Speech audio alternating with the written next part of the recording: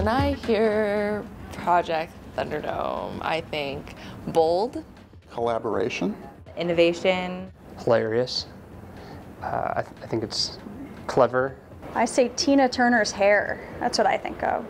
When you say Thunderdome, people think the movie and Mad Max and Mel Gibson and Tina Turner, and I want to erase that. The key to any success that we have here is going to be a two-way street. Not only what's being pondered here in New York at Project Thunderdome, but the role that properties around the country are going to play in understanding what we're doing, understanding that we're here to help them.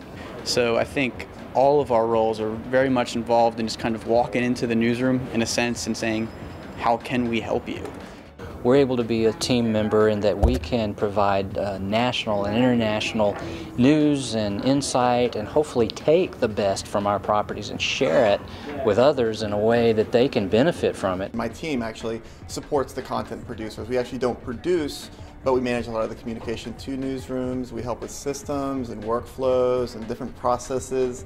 We work with other departments and generally do things that allow others to focus on creating great work. Going forward, going to need feedback from everybody who is interested in talking to me to make sure that we're actually creating something that will make your paper a better paper, will actually serve your readership. My team and I will be building out channels for all the niche content that will live across the network. So that includes things like travel, health, education, technology, and even things like autos and real estate.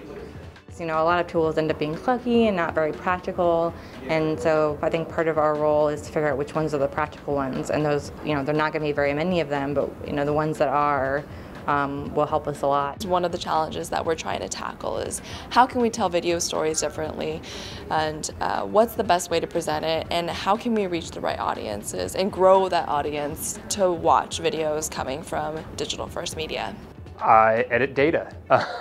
I am building a team of developers that's going to work with the journalists at our papers around the country on data journalism projects.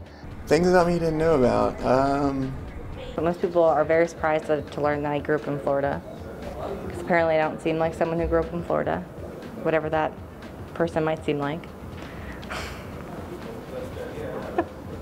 I grew up in the South in Tennessee, which some people don't know. Some people say I don't have an accent. Maybe I do have a little accent.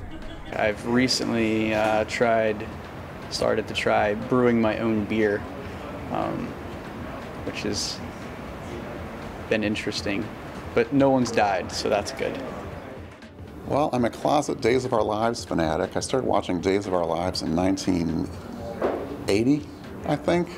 So I became a journalist when I was in college. I actually went to college to be a doctor, and during my freshman year I got just a free job as a columnist for the student newspaper, but I really liked the time I spent in the newsroom there, kind of interacting with everyone, kind of watching the newspaper come together. I got interested in data journalism because I saw colleagues who were, I'm trying to find a polite way to say it, but colleagues who were really beating the pants off me because they were able to get amazing stories, because they were building their own data sets and they were not taking the party line from politicians.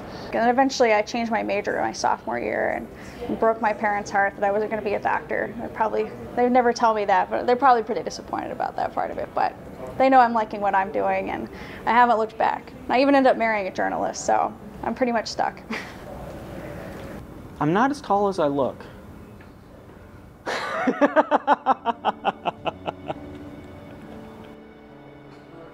You should just delete all of this. Just delete all of it.